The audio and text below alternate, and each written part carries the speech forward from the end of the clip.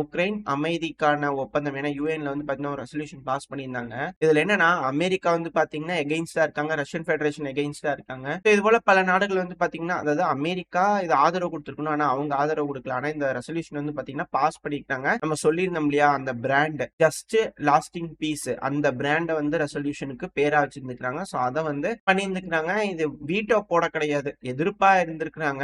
அதனால இது பாஸ் ஆயிருந்திருக்கு.